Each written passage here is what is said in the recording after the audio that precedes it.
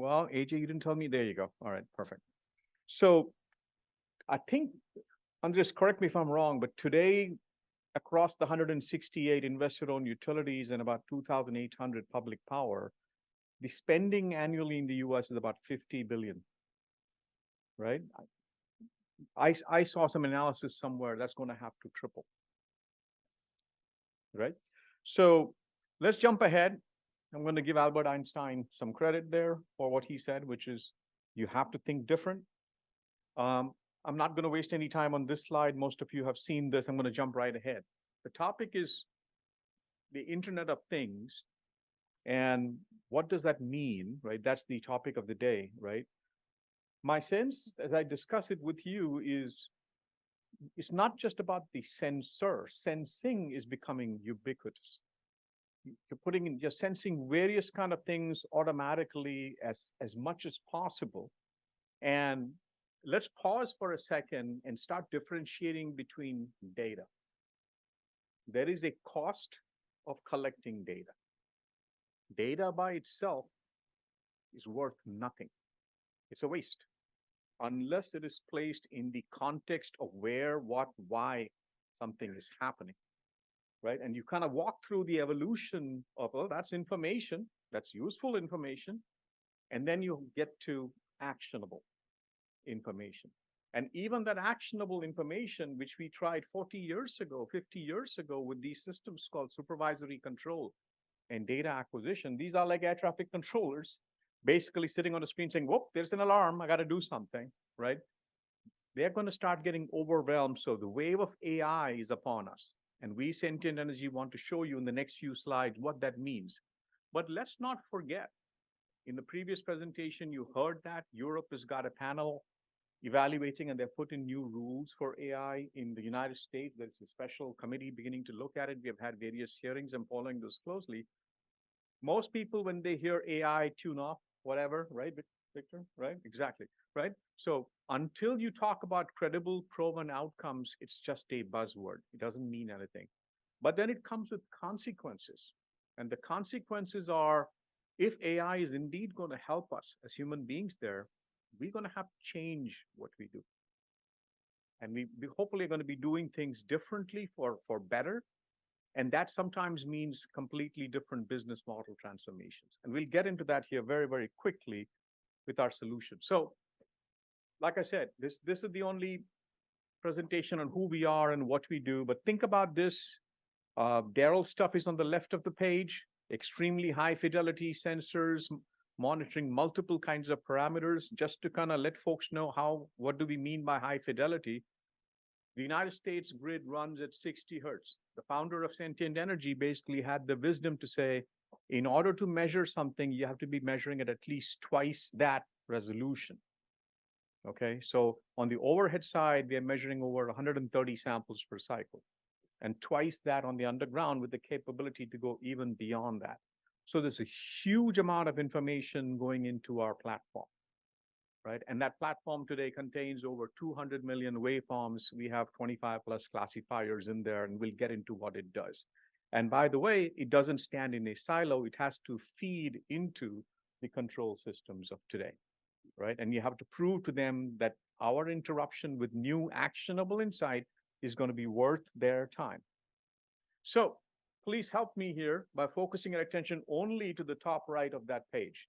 And let's talk about a paradigm shift, if you can, because on a different version of this page, I would have actually had an animation to show you. That's a SCADA screen. And that says, whoa, Gary, I see a 2,500 ampere fault. And by the way, that's a classic instance of, if that's a big enough problem, Victor is going to say, yep, Gary, I got to do something about it. But here is the consequence of being trained like that as human beings. We actually now believe on that screen only. Other than that, everything is well with the grid. That is a human instinct, which if I don't see that big peak over there, everything is good with the grid. No, not exactly. As you can see here now on the diagram on the left, we are picking up a lot of data. And again, like I told you, data by itself is useless. Who cares about the data we collect? We're picking up, now that is not me. AJ? I didn't touch it. Okay, so anyway, so when you analyze those little pips and pops, you are now able to get to what we call precursor events. And that's the whole magic of the team that has been sitting in California working on this under the leadership of Dr. Mir Musavi, right? And he's got all the scars on his back to do what we have tried to do. And I'm really proud to represent him and the team here. So, what did we do? Remember, we talked about the previous page. If you don't see anything, the world is absolutely peaceful. I'm going to now translate to the grid, right, Sterling? You're laughing. But hey, your feeders are fine, your laterals are fine, everything is going perfectly well. So here is our slide, and please put your attention to the bottom, to the x-axis over there. Today, our solution platform pushes information to the folks on the grid saying, we have segmented your network. These parts are good. We are watching them. Okay, we have filtered over 90% of the noise on overhead circuits. And by the way, for those of you who don't come from the grid space, overhead circuits with bare conductors are way more noisy and chatty compared to underground. Underground tends to be typically way quieter, right? So this part of the grid is okay. We are not seeing anything for you to worry about. If we start worrying about something now, we put it on a watch list. We are watching almost like weather forecasting. We are watching it, and we're watching it because we're indexing it with weather. We're indexing it with a couple of other things. We put it through our blender of classifiers. And then we're going to come back and say, hey, warning. And by the way, warning, not saying the power is out. I'm going to pause here for effect because this is a paradigm shift. If you don't do something, Sterling, very likely the power is going to go out. And that's the paradigm shift. And guess what? The first instinct from most utility guys is, really? Seriously? I ain't seeing nothing in my control system. That's been what has been difficult for us up to this point. But we just feel like we're earning the right to that destiny now because we have worked with some customers now, and we had a very important webinar last week, and I'll steal a couple of pages to show you that. But when we give an alert and a warning, it's that human-machine partnership, and we call our utility colleagues and say, here is what we are seeing, and then we want them to press us hard, make us a better company as we're doing this, and then they come back and say, yep, we understand now what you're seeing. And that's difficult. It's a paradigm shift because now they're actually sending a field crew to an area where the control system says nothing's going on. Think about it, right? And what could happen would be the impending outage, right? And now here is where I'm going to pause because you're going to say, show me the proof, right? AJ, are you going to be switching in the back? Thank you. See, man, that works like a human-machine partnership right there. So this was actually, to give credit to him, Matt Henry, who's the director of Grid Mod at Consumers Energy, right? And you have to salute a pioneer because, they take a lot of pain. It takes a lot of guts to do what they did. Please train your eyes to the left of that page. Officially now, Consumers Energy is saying vegetation contact on power lines is a predictable event. Now, those who want to trip me up will say, Giri, there's a tree over there, an 80-mile-an-hour wind came, picked that up and threw that on the power line. Can you predict that? Nope. We can't predict that. We're not saying we have a crystal ball. If we did, I'd be in a different business altogether. But those which have patterns, and we are able to pick up patterns like vegetation touching a power line, we'll absolutely tell you that's vegetation. The other thing he's now saying is many equipment failure issues on the distribution grid are now predictable events for him, right? That would include insulators, that would include transformers and other stuff. And what is stunning from Matt, because he was basically doing the study with us last year with our analytics team, is the savings.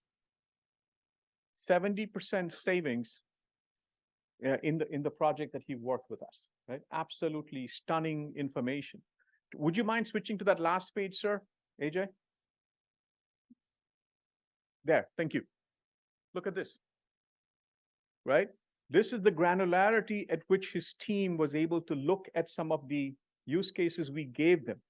Vegetation contact, insulator failure, jumper issue, lightning arrestor fail. Now I'm getting a little geeky, I'm not trying to, but each one of those people may say, like for example, one of the things I've heard is Oh, I know that area. The area is normally dry. We'll let that tree hit the line and the leaves burn off. It's okay.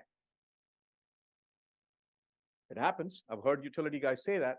But for some of them, they're using their judgment right now and telling us, no, we're going to act on them. And that is where he said realized value. And that's huge, right? To be able to document that, to be able to document action where there is actually no fault on the grid. And I'm going to say that again. Why? Because this is a paradigm shift. In an industry where CapEx is allocated on reliability to eliminate outages, the industry actually tracks number of outages. Now, how are you going to incentivize folks to work in an area where you are actually eliminating outages if you can before they happen? That's the stunning stuff. Can you switch it back to me, sir? Thank you very much. I don't know how he does that. That's magic. All right, one other thing we do, which is not quite as sexy as the predictive analytics stuff, but this is also the simple stuff. You can look at the flashy things. You can also look at some of the other more simple things you do. Control doesn't always have to be just open and close. Control also means you have noisy things coming on the grid, like solar. Everybody talks about solar, and solar coming on a grid creates its own voltage issues. It creates its own power quality issues. Inductive motors create quality issues. We have a solution there. We call it the grid edge control solution, proven at scale, which basically says utilities have to deliver 120 volt plus or minus 5 or 6, right? To be able to monitor that by sampling at 32 times per cycle, to be automatically able to go there and stabilize the voltage, raise it up over there, right? And making sure that that delivers the energy efficiency and the savings that they need to, right? So those are the two things we have right now. And then we have a roadmap to improve this because we believe harmonics and power quality will become a bigger and bigger and bigger issue as more devices, more people get into the grid. I'm sharing with you the value of proactive, as Matt calls it. 10 days before something happened, you pick up the phone, you have a discussion with them, and you say, we think you need to be going there. No, I don't know, right? We're developing the confidence in that area. And then they finally agree to go to where we were telling them to go. And the first warning was 10 days before it happened. This is going deep into one of those use cases. They did indeed find the trees that we told them are touching the power line, but in addition, they found a bonus. A lightning arrestor, which by itself will cost very little, and replacing it is not going to cost that much. But when it fails, it's going to cost you more. And they were able to share with us the value in dollars. At $1 per minute, roughly, we're talking about a $30,000 impact. And oh, by the way, they took pictures to validate for us, yes, you were right. Here are the trees that impacted us. So that's, if you will, waveforms, high fidelity information, actionable insights, and sentient energy at work together with our customer partner. And we believe that's the only way we will be able to modernize the grid because we can't put the same amount of pressure on the utility folks by drowning them in so much more data than they have. Here is another absolutely magnificent paradigm shift. I had to switch from healthcare to the energy industry to hear a term which I love, run to failure. Or to quote some great philosopher, if it ain't broke, don't fix it. Underground circuits are just like that. Oh, we installed that in 1964, we think. I think my father installed it, and we haven't gone there since because nothing's happening with it. And we had the audacity to call them about 4 weeks ago, or 30 days before something actually happened. This happened to be a really big store. Maybe it's a Costco or a Walmart or something like that. And by the way, those are areas where overhead lines very quickly become underground because these are posh commercial areas, and you don't want to have overhead lines over there. When were they built? Lord only knows. But something was happening. We saw it. We were generating anomalies, and they were like, underground? No, really. No way. Doesn't really happen. Finally, they went on a Friday. And they opened the very first cabinet. And there's the picture of the cabinet, and there's the associated waveform. And I'm not smart enough to tell you what I'm seeing on the waveform. That's not me. That's a different guy. So, Victor, you can ask that question to him later. Okay. But here is the thing. The irony of it all, when you compare this to run to failure, was they said, oh, yeah, we are convinced now. We saw arcing in the cabinet. We know this cable is going to blow. We'll replace it on Monday. It failed on Saturday. and they could have saved $82,000. We put that out there not to poke fun at anybody, but poke fun at humanity. This is who we are, naturally skeptic, doubtful, show me, show me, show me, And this was a stunning moment for us to be able to say we can now do this in underground circuits as well. Why? Think about all the corporate jungles, all the concrete jungles all over the United States, right? We have now written some grants for folks saying, how many tall buildings do you have? Oh, we don't know. Those are all undergrounded. And the general philosophy was, remember, if it ain't broke, don't fix it. But suddenly now there is a visibility issue around, can I see my underground circuits inside downtown Manhattan or downtown Orlando or downtown Chicago or Austin or what have you? This is a capability they're going to have. And this is very important for two reasons. And I wanted to make sure the value of this is clearly understood by this group here. Underground, detecting where it has failed. Now, except Victor and Austin Energy, other utilities will tell you it'll take them 8 to 10 hours. And if they're lucky, maybe 4 or 5 hours. It could be a long time digging or thumping or, it could take a long time to figure out where the outage is on the underground side, way more difficult. And then the repair and the replacement naturally take that much more time. So the business value is higher. So talking about business value, we grew up getting trained and caned by Florida Power and Light. Proud to call them our largest customer. 3,300 feeders.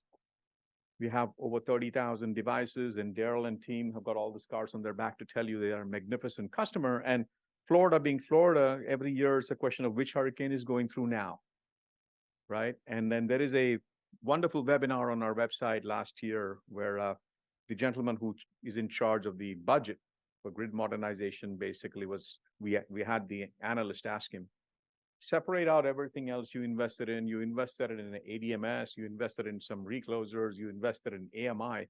On a standalone basis, how much value did Sentient Energy deliver to you? And he said, oh yeah, we got that. We calculated it. And you can see the number right there, $12.8 million a year, right? That's huge validation for what we do. And fundamentally, the paradigm shift that they did, and they taught us what it means is, in most utilities, or in many utilities, I should say, you'll send 2 crews when you know a particular line has failed. One goes to the right, one goes to the left. What FPL was able to say is, oh, you don't have to do that anymore. We'll send 1 crew to the span that has failed. And you save a whole bunch of time and money in terms of location. This is the consumer's energy story in aggregate.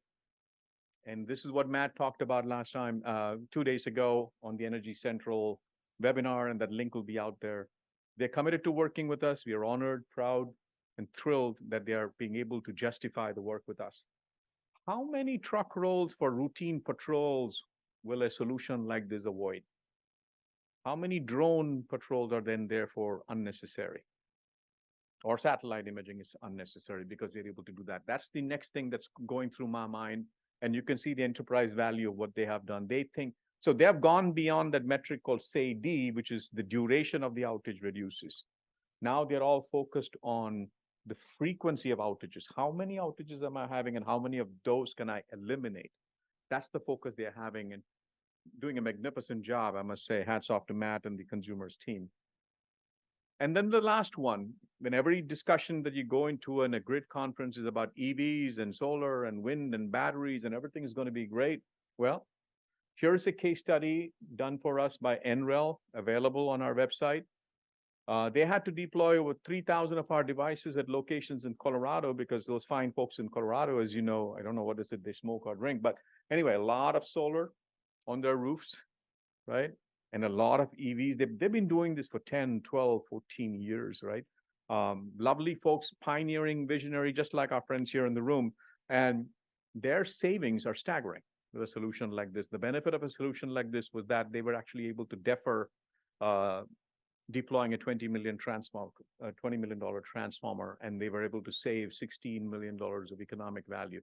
Plus, on the environmental front, they actually calculated, and this was NREL doing the math, 266 gigawatt hours of energy savings, right? So these are great customers that we are working with. We are 15 years old in the industry, but we think we are just getting started. We are humble, eager to take questions from you. But we think that's what IoT and AI really brings to the utility industry. That's what we think a digital utility of the future looks like. I'll pause here. I think that's all we had, and we'll take any questions. Yes, sir. First of all, on that initial graph, unless you had just started reading it, you did have a couple of days before that outage should happen. Which one? On that wavelength. Yeah. So when did you actually start reading that circuit? We actually started calling. Feeling worried about it 30 days before it happened. 30 days, 30 days before it happened. But because it was 30 days ago, and by the way, my analytical leader, he's very, very conservative. He's not like me. He actually internally qualified it for 2 full weeks and then called them 2 weeks before it happened. Yeah, that's not. Yeah, no, it's not showing there, but that's because, It started out with an increase in disturbance counts, and it started ticking up in the frequency every day. Kept growing. That's what I would have expected to see. Yes. But when you see that, that's not. Yeah, I think it shows over here. it was on the watch list for 2 weeks. If you see that, Victor? Right. And by the way, we must say not everything gives you the luxury of 2 weeks. Right. And that is why we say what is actionable and what is not. If something gives you 6 hours notice, that's an unplanned outage. There's not much you can do. I spent a lot of time looking at waveforms and trying to figure out that kind of stuff. That's why I can tell you that. Yes, sir. Yeah.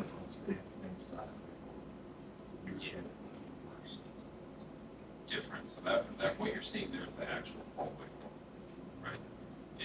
And so we're also monitoring harmonics. I guess We're broadcasting live. You have to talk to the live audience.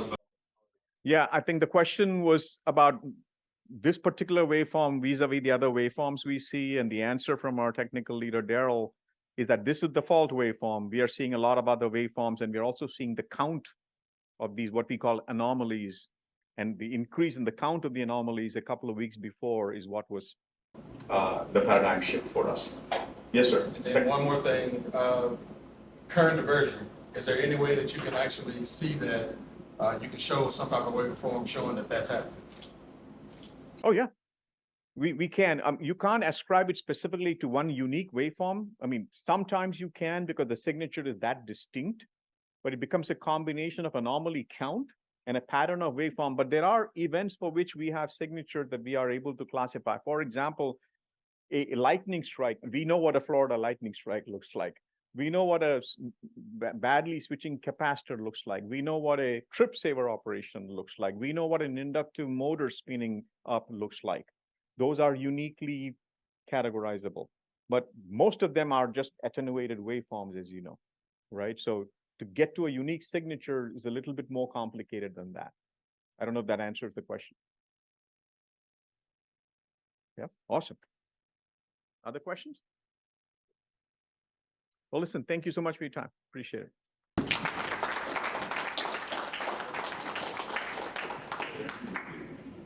You can stay by.